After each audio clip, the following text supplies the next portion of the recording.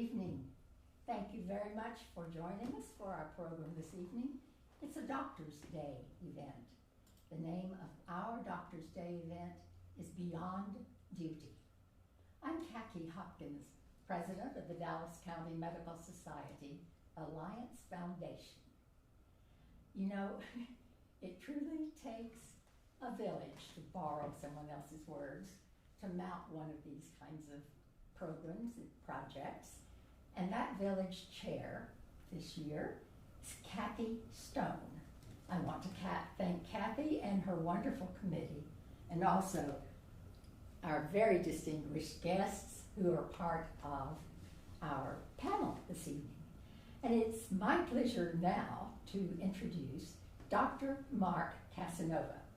Dr. Casanova is the immediate past president of the Dallas County Medical Society and chair of their board. He also is a frequent visitor on the evening news, answering questions and telling us about current news of the COVID pandemic. Dr. Casanova. Well, thank you. And for the first news story and for acknowledgement, all of us here tonight are vaccinated and we're equally spaced. So as we share in conversation, we'll intermittently remove our masks so that you can hear us tonight. Thank you for joining us, the Alliance, on this special Doctor's Day. This is a uniquely meaningful day for us as physicians and healthcare providers, and I think a meaningful day for the Alliance. You know, as a DCMS physician and member, many of us don't always have a full, intimate understanding of just all the Alliance does for us. But the Alliance truly is fundamentally our family. And you'll hear me use that phrase throughout the evening: family, home, house of medicine, because that is truly what we are. And in that spirit, also speaking not just to physicians of the healthcare team in this last year that we've borne through, but also our multidisciplinary teams, those teams we led in our institutions of care, supported by our administrators, by the nurses at the bedside, respiratory therapists, social workers, the list goes on and on. So thank you for joining us tonight and celebrating this. As the DCMS board refers to me, I am Short Straw 2020. I don't really understand what that means, but that's what they call me. I've seen it in the secret notes from John Roth. And it's been a heck of a Shamalama Ding Dong year. Now, if you're wondering what the hell is Shamalama Ding Dong, I'd encourage you to go to the ICD-10 criteria. It's right there, right next to fall from edge of volcano, NOS, which means that we really don't know if the patient fell in or out of the volcano. Now, with me tonight to have a discussion about what this year has been for the house and the family of medicine, what it's meant to us and what it's meant to the care that we've been able to provide to our patients. I have many distinguished guests and friends. With me tonight, I have John Roth, our president and CEO of, our EVP and CEO of Dallas County Medical Society. John and I met each other now a year and 2 months ago. Well, technically we met each other a little bit before that, when we met you for interviews, but John has had a baptism by fire, and he has served our community so well, and that is a community, the House of Medicine in Dallas. Also have Dr. Amy Wilson, who is the Chief Medical Officer of Baylor University Medical Center, my home institution, and a colleague and a friend and somebody I've looked up to over the years, and thank you so much for being here. We had Dr. Roberto de la Cruz, and Roberto, I have to refresh on my memory of my titles of you. I know you as mentor, as friend, as admitting physician when I was a resident, but Dr. de la Cruz is the Chief Clinical Officer of the Parkland Health and Hospital System. He trained at Parkland as a resident, and it's always been his home. And we were blessed to have you at Baylor for all those years, and certainly blessed to have you as a friend and mentor. Thanks. So thank you for being here tonight. Also, we have Jim Parabek, who is the president of Texas Health Presbyterian Hospital Dallas. And I think what we're really attempting to do tonight is really express and extend the story of healthcare in our community over this last year. to really try to bring in so many family members and friends from our sister organizations. And in that spirit, joining us as a president of the Methodist Medical Center of Dallas, Mr. John Phillips. So thanks everybody for joining us. So I'm going to start tonight with just some questions for our panelists, and this is really going to just be sort of an open dialogue and an exploration of what this last year has been and the impact of COVID-19, but also the spirit of the family and the House of Medicine and how it's uplifted us. I'm going to start with John. And John, I'm going to start with you for several reasons. Number one, you've been, to say that you've been an amazing leader is an understatement. To say that we've been blessed at DCMS and by extension of the Alliance to have you here is an understatement. But there were a lot of magical things that you helped to forge this last year. And two come to my mind as a practicing physician, and I think for the Alliance members and for the physicians and the family medicine watching tonight, I think they need to know the story of your team's efforts at keeping practices open and actually opening practices. As hospital folks, we had the support of buying leverage, and though it was tough for us, we could lean on figuring out where are we going to get our N95s from. But we had thousands of physicians in our community who didn't have that support, and you answered their call. So just curious about your thoughts about this last year, our PPE efforts, or vaccination efforts. Yeah, thanks, Dr. Casanova. It's truly an honor to be here, and nothing like starting the new job 8 weeks before all hell broke loose. But I think the two projects that you're referring to were important milestones in DCMS and TMA's support for our physicians. Dallas County Medical Society represents physicians in all practice settings, hospital physicians, as well as independent, small, solo, and medium-sized group practices. Mm-hmm. And it was those independent, sort of non-attached physicians who really were struggling with personal protective equipment and being unable to procure any source whatsoever. And yet their family practice patients were coming into their offices still every day. And there was no way to know if they were COVID positive or had exposure or not. And so our physicians were really struggling. So through the Texas Medical Association and DCMS, we worked with the state of Texas to procure PPE for our physicians, all physicians, but particularly those freestanding physicians. And that program began in April and ran through December. And we're really proud that we provided over $14 million worth of PPE to our physicians. Many of them all of them actually coming to our office to pick it up. We would have literally pallets of PPE show up. We would allocate it, and the physicians or their staff would come and pick it up. Many of them, quite frankly, in tears. Mm-hmm. So appreciative, saying, I would have had to have stopped seeing patients today had I not had this resource. So we're really proud to be able to have been there for our physicians when they needed us most, to really show the value of the House of Medicine from the organizational standpoint.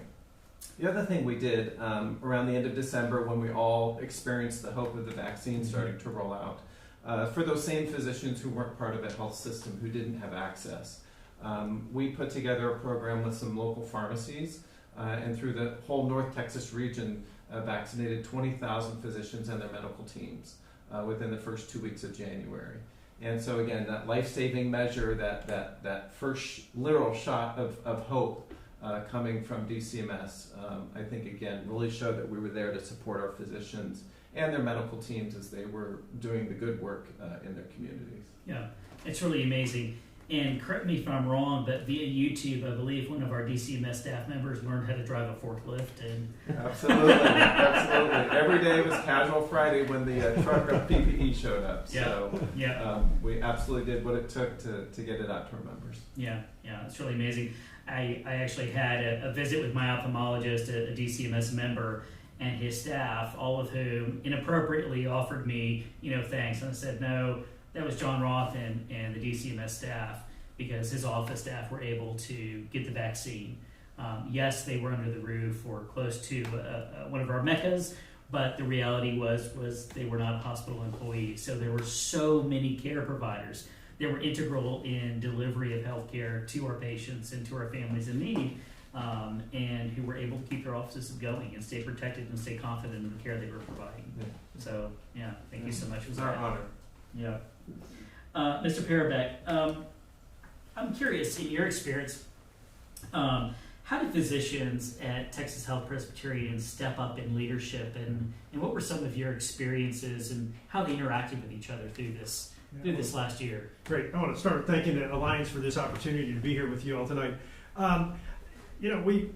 We really leaned on our physicians very heavily in the beginning of this, and fortunately, you defer to the experts. And we were blessed to have Dr. Allison Liddell as our infectious disease leader, and she basically took over from the standpoint from the system level, and we had collaboration within the system as well.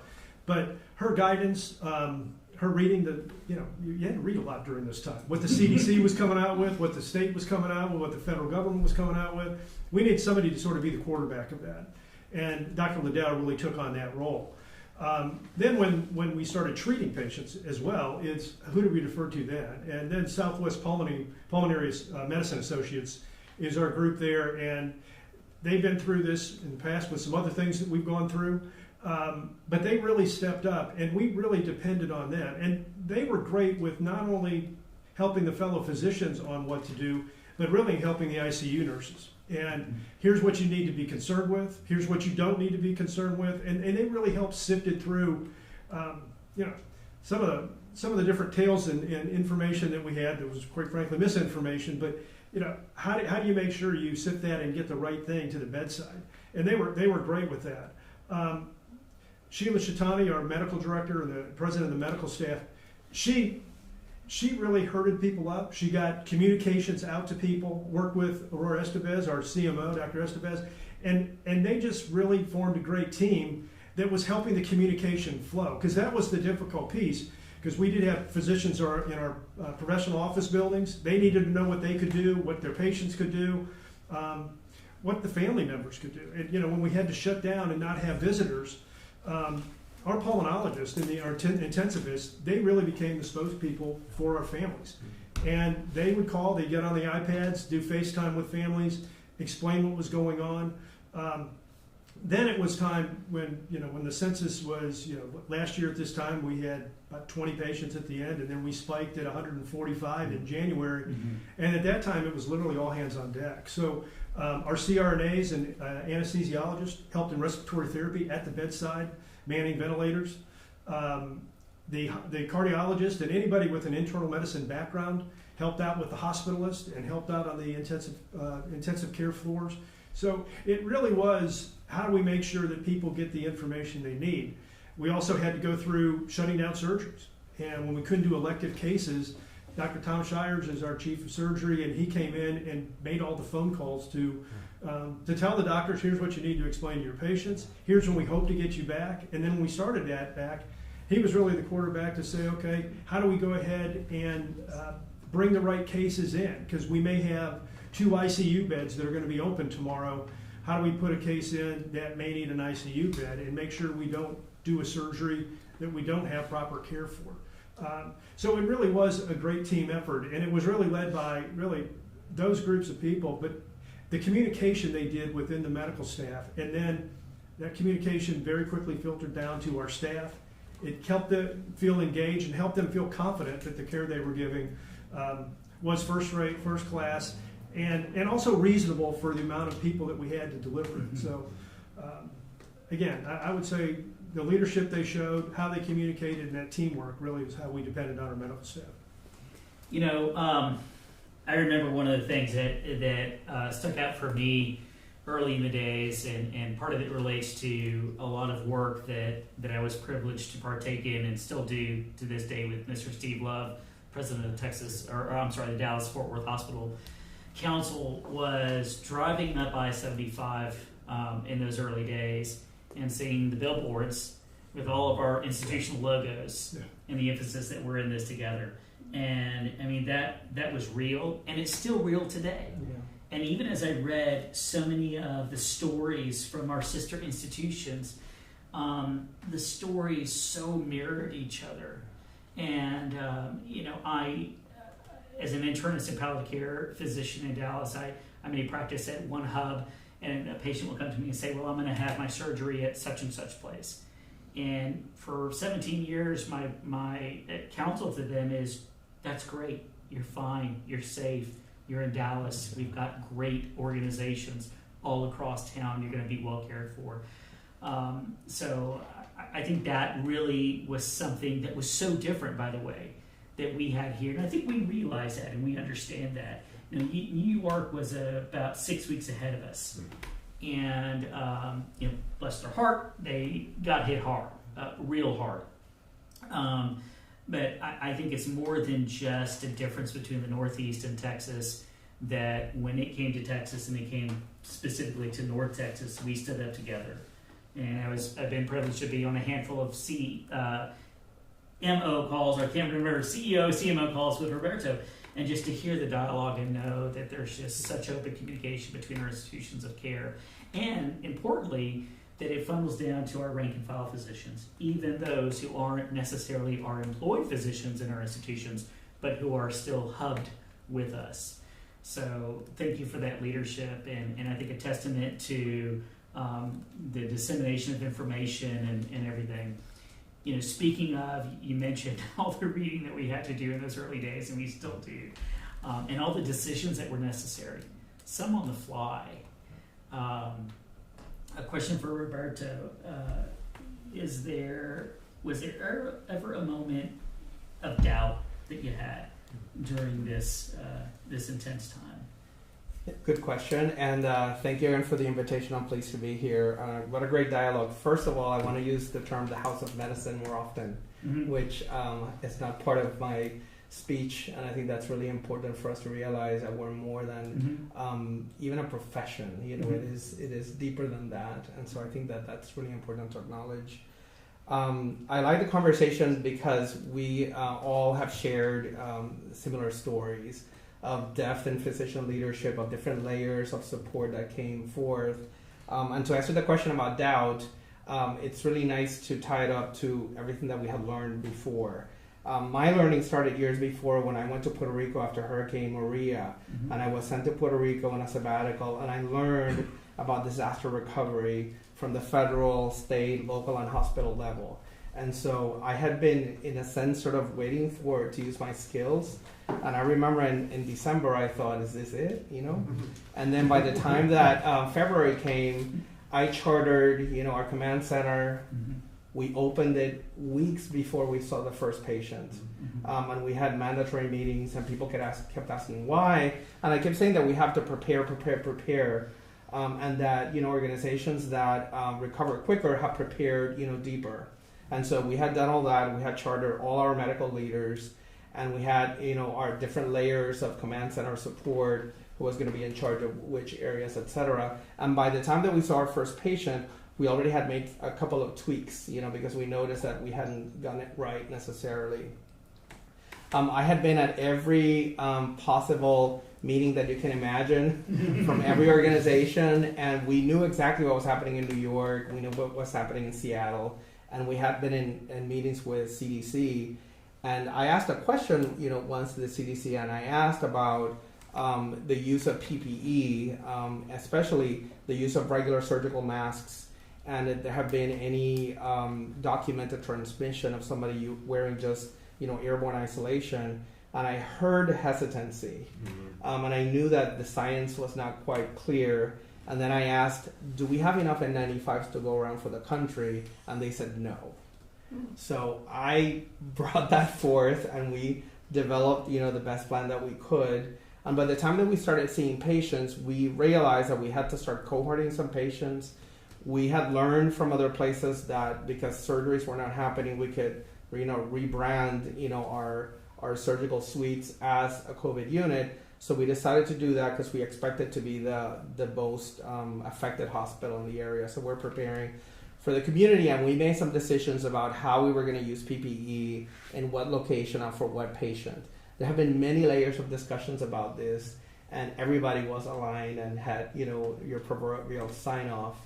And there was a moment on a Saturday that the person that I had charged to be my medical expert in the ICU, who was the person who was going to be the first person seeing patients in the ICU, who had assembled a separate group of volunteer willing people, he looked at me and said, "What if we're wrong?" And so to me, that was a very clear, demonstration of doubt, and it was a devastating small sentence to say. And I paused and I said, "What if we're wrong?" And I said, "We could be wrong, in this. So we need to understand that we have done everything possible to avoid being wrong, and that we are using sound science, our instincts, and that if we're wrong, we need to be able to live with that, our decisions. We just have to." And it just introduced the other unknown that we had not discussed, which is human fallibility and fear. And we hadn't discussed that openly. We were just going as people of science. And so it opened a different page for us and a different level of discussion, which, everybody has then, become experienced at it. Because what we noticed was that our staff was feeling like they had moral injury from all the things that were happening and the lack of knowledge and the lack of preparation around us. And so our staff were victims of violence. They behaved that way. They had moral injury for many, months. And so I had to learn about all those psychiatric terms like PTSD, moral injury, how to mitigate it, when to mitigate it, and how to find, for signs of people that needed some help. But, if I reflect on the bigger question, there have been many, many aspects that are, challenging and that we have doubted. But, in leadership, we prepared the best that we could, and we did it intentionally. And so when the question came, to me, it was really difficult and devastating. I didn't expect it, but at least I felt confident with giving a valid, answer that was actionable. I think, Roberto, you didn't use this word, but knowing you for so many years, I think what was encompassed in what you just shared is also a component of humility, to acknowledge that, listen, we don't know all the facts. We know what we know, and we're going to do the best we can with the information. If you had asked me that question about my sort of moment of doubt or maybe regret or lament, I and a couple of physicians, this had to have been, I don't think we had even our first case yet. So this was probably very early March. I know it was. We had done an interview, panel discussion with the media. Dallas Morning News was there. And we were talking about the mask issue with the most up-to-date information we had. And at that time, the recommendation was not to mask. And I remember a very astute viewer emailed in, and this was shared with one of my physician colleagues who was on the panel, who then subsequently shared it with me. And this astute viewer, non-physician, non-scientist, was on the button. Everything she explained, her rationale and her thought process, which is a way that we weren't really thinking about in the U.S. We were thinking about risk to me, to myself as an individual from acquiring this virus. And I think you and I and many physicians knew this isn't probably going to help you. You need an N95 and we don't have enough. We weren't really thinking about the transmission. And this viewer sort of pointed that out. And then, fast forward, unfortunately, way too long, about 6 weeks or more, for the CDC to come out and say, yeah, we should have probably been doing this. So I think those lessons are invaluable, and I think it takes humility to acknowledge that we don't know it all. But as a dedicated leader, as dedicated institutions, we're going to do the best we can to support our patients and support our practitioners. And I think the fact that you also aggressively acknowledged and addressed the moral distress on the part of your physicians is so important. And I know for a fact we've done it at all of our institutions. I know Amy has led so many efforts. And you and I had a conversation on the phone one time when I was morally distressed about not being able to do enough. And you talked me off that ledge and gave me the grace that I needed to know that it was okay, that we couldn't be there, 26 hours out of 24. Mr. Phillips, over at Methodist Dallas, y'all are such a meaningful institution to our community in the various locations of care that you provide. What are some of the things that y'all have taken away, the lessons that you've learned about this last year and how it's changed y'all as a healthcare system? Sure. Yes.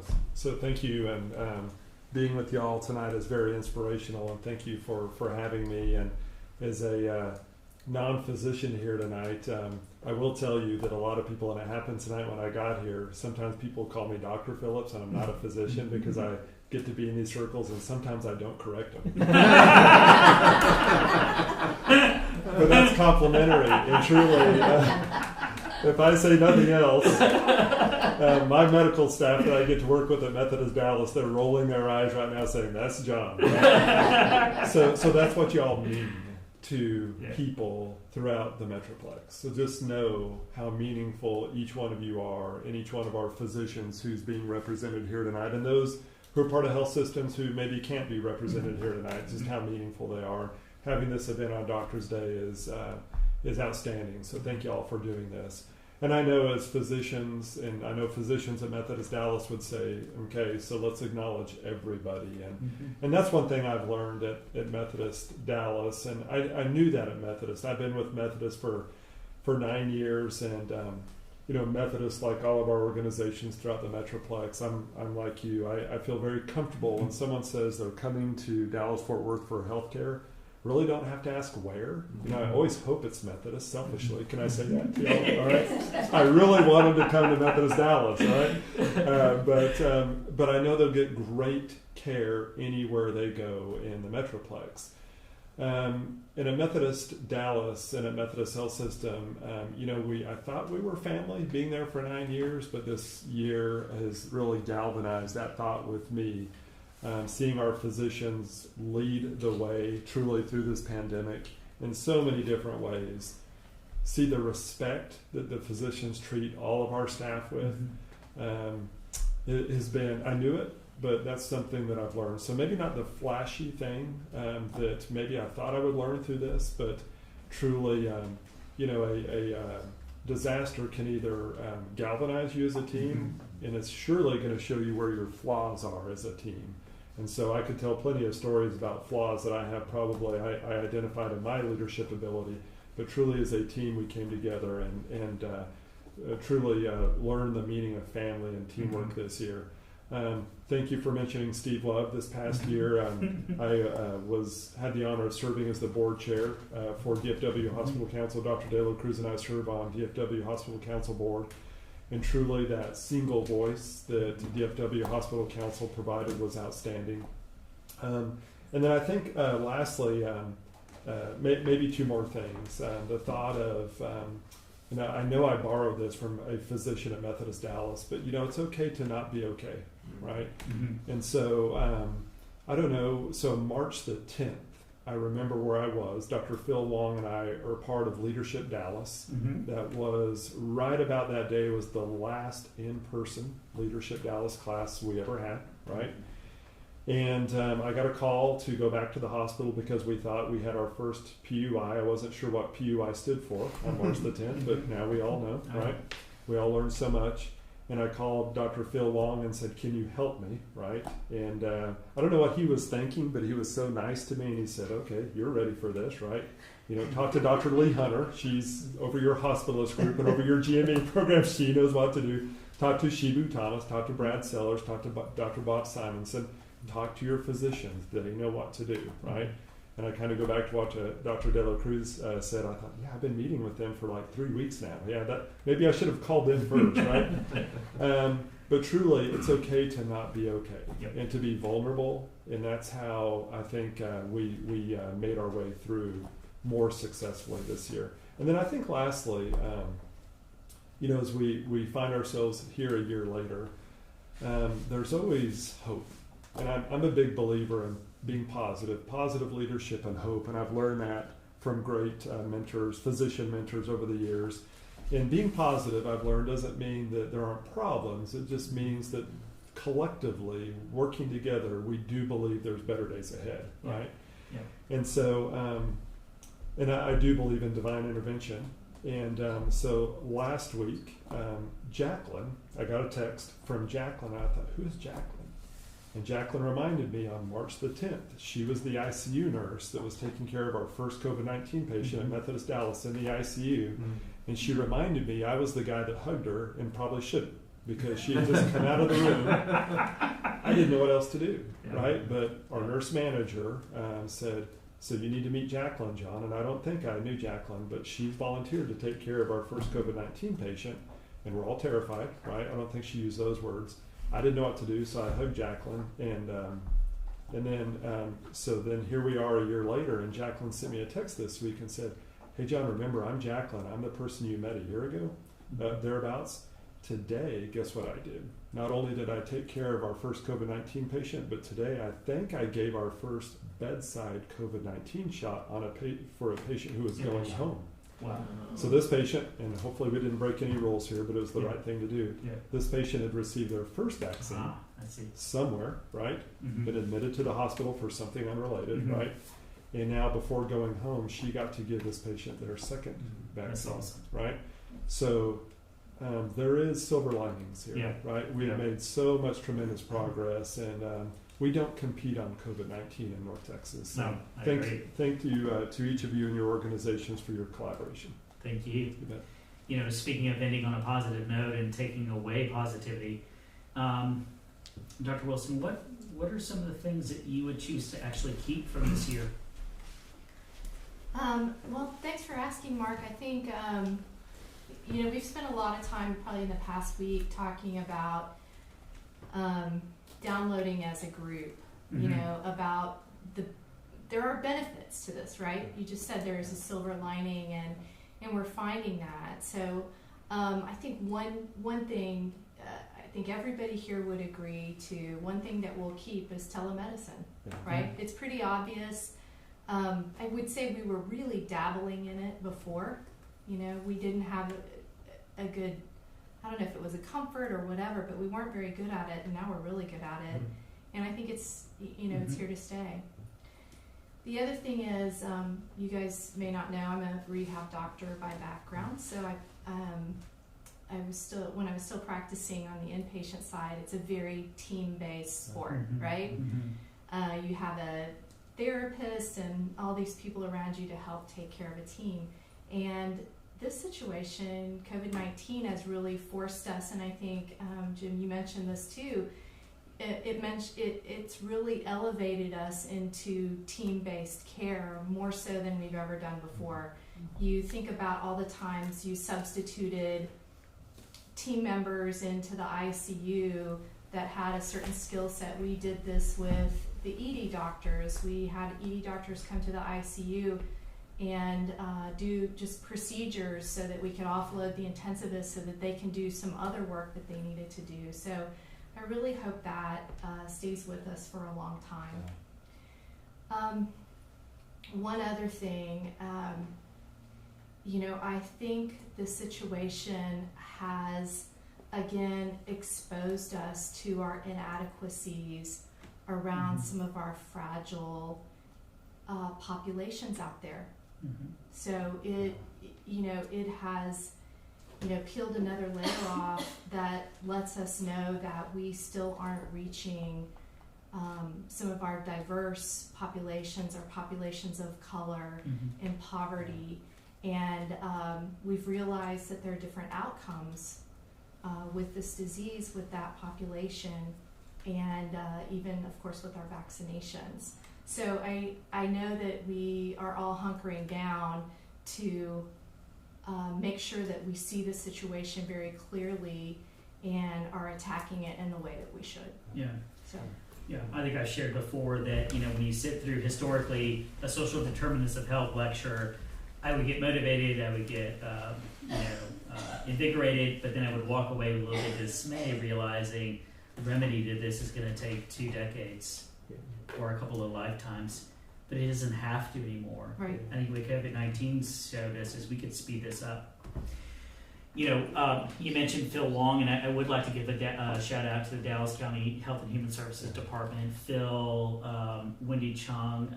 It gets really dangerous when you start to name names, right, or introduce, because you're invariably going to Phil. But I'm glad you mentioned Phil, and just for all their work and their support of our schools, our places of worship, giving us guidance on when and how it was safe to open up our schools and maintain our education.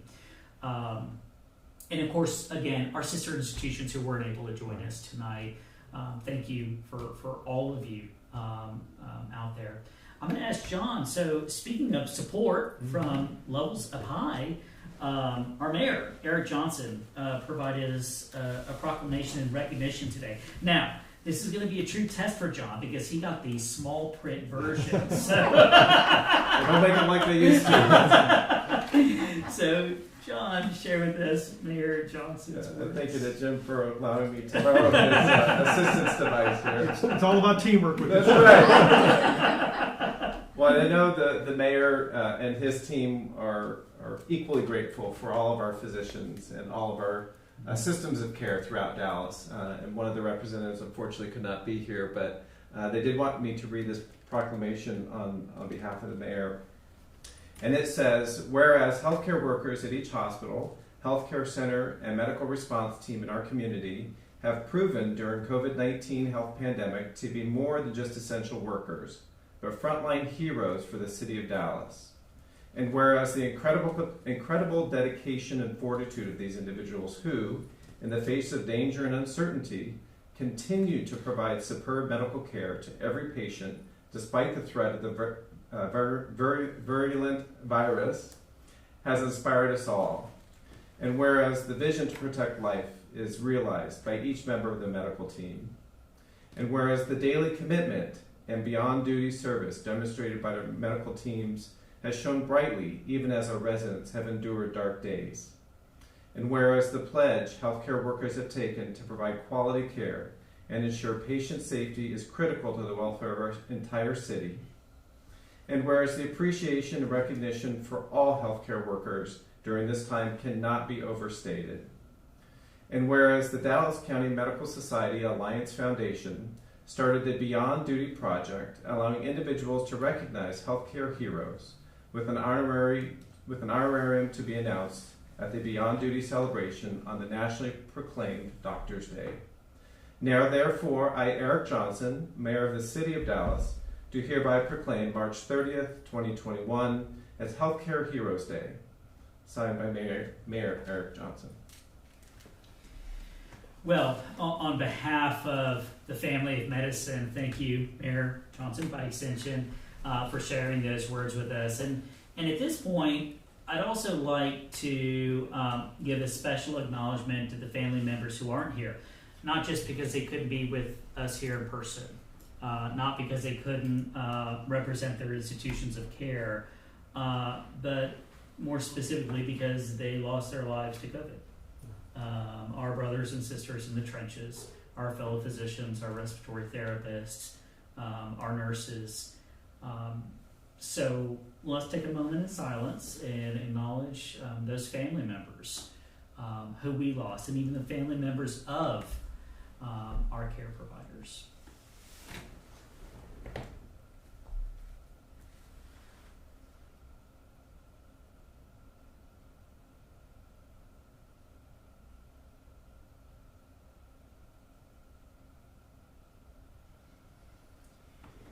You know, it's been a tough year. I think what the mayor spoke to in his proclamation and what I heard from all of our esteemed guests tonight is really a fundamental story of the provision of care and the unique privilege that the provision of care has encompassed in medicine and the delivery of medicine. And it really allows us as healthcare providers, healthcare administrators, to practice in the most fundamental aspects of sharing of love with our fellow man, which is agape, right? Just the love of another human being. I really don't care who you are.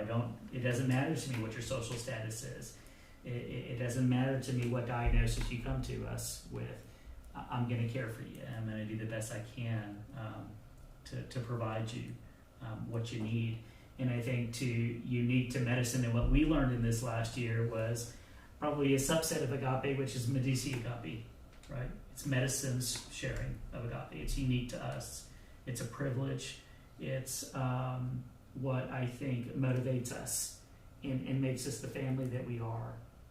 So I think we're ready now to share some special honorees, are we? Not the hospital one. Right, yeah. So if you're viewing this live on your viewing modality of choice, you're now going to see a special recognition of healthcare professionals who have been nominated by peers, by friends, by administrators as healthcare heroes and going beyond the call of duty.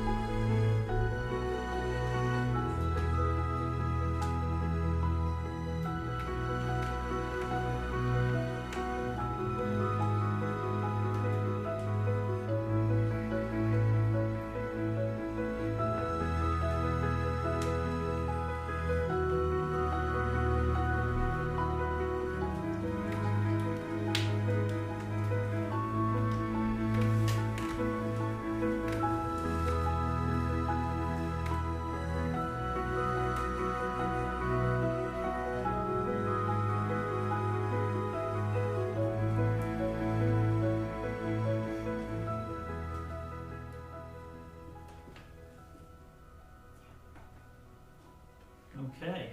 Well, I did fail to mention, by the way, before we shared those names with you, another special acknowledgement, and we shouldn't forget these individuals.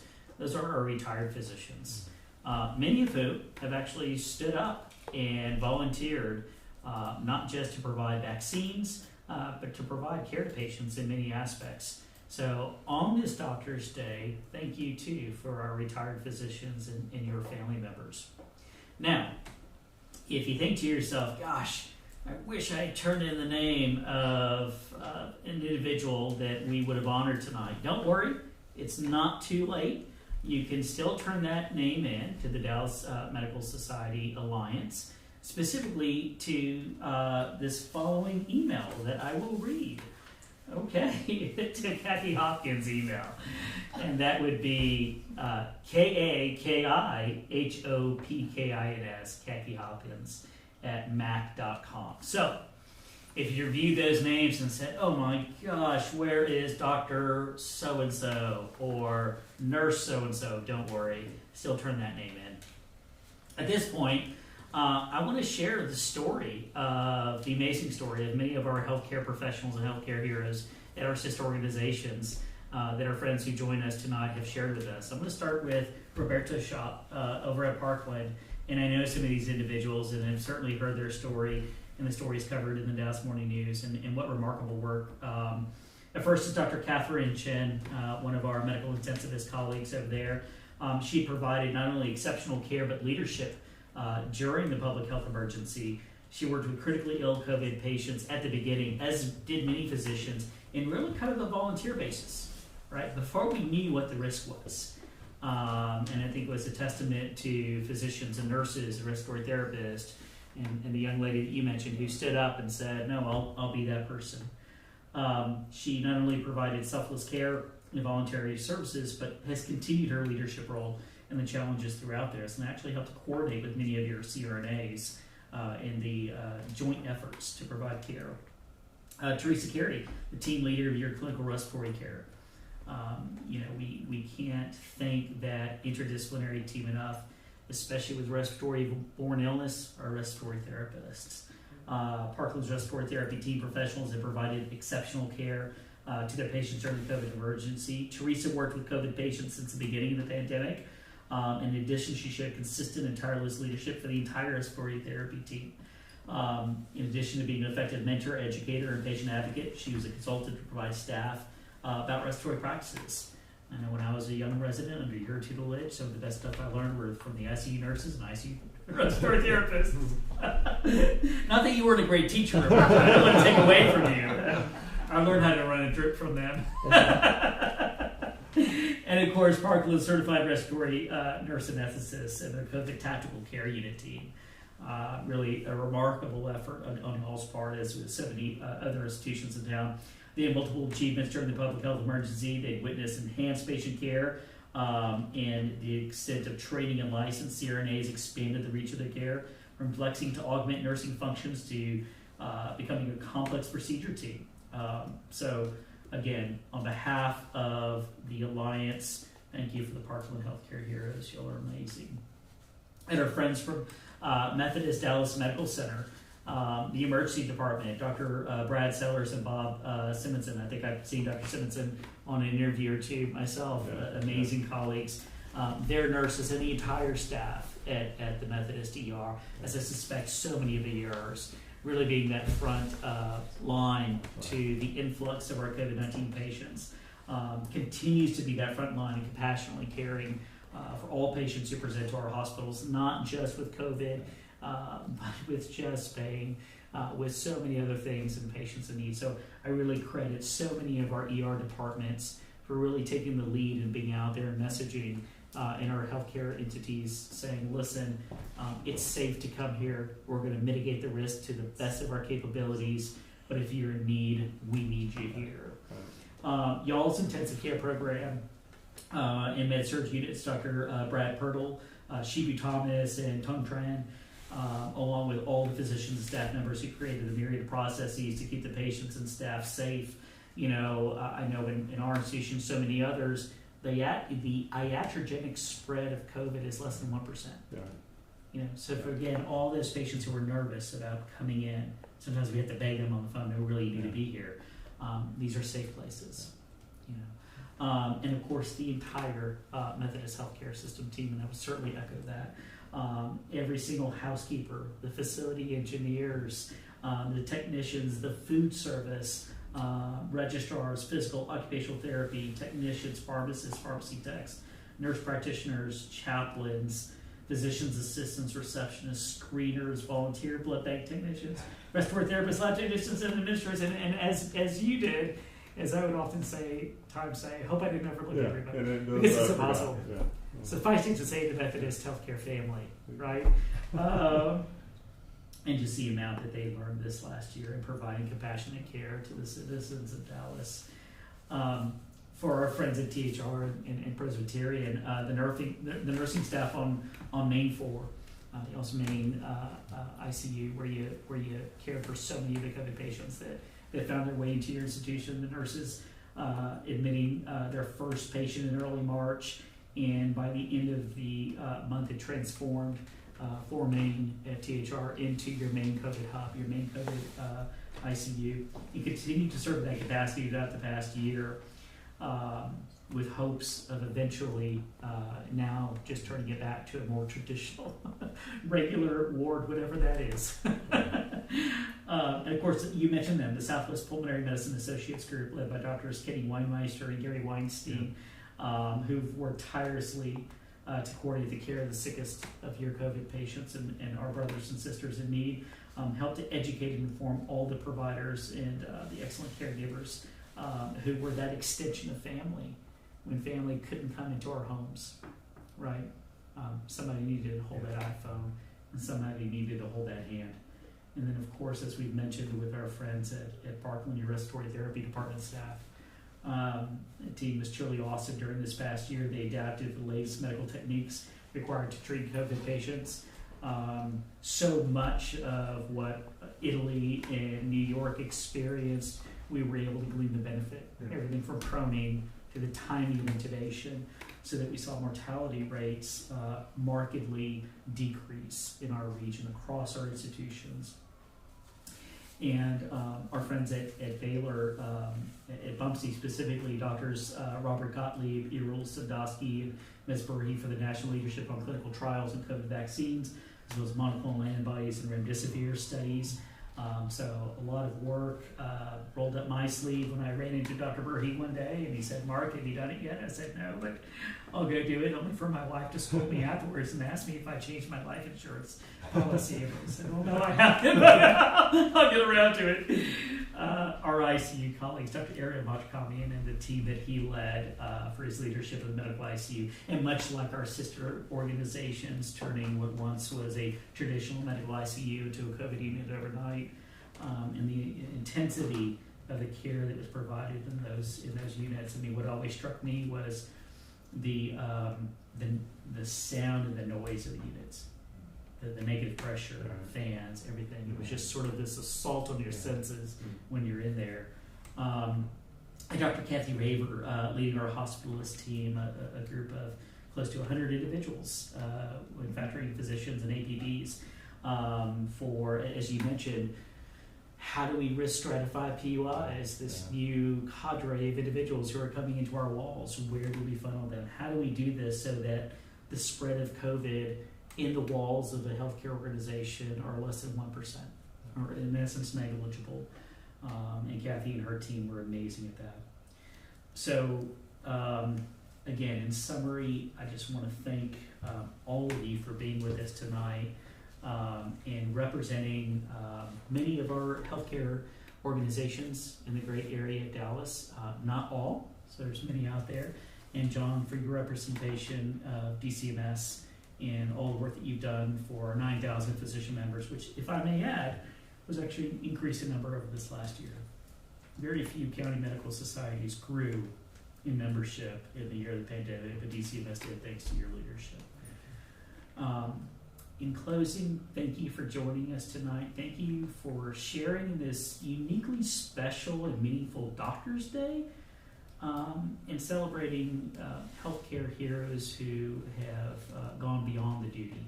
And you know, I in the early days when we were hearing a reference to healthcare providers as heroes, I thought somewhat reflexively to myself, well, we're really not heroes. This is just what we do. This is what respiratory therapists do. Right. This is what ICU nurses do. This is what hospital administrators do. This is what physician leaders do. It's Monday, so this is what we do because it's Monday, right?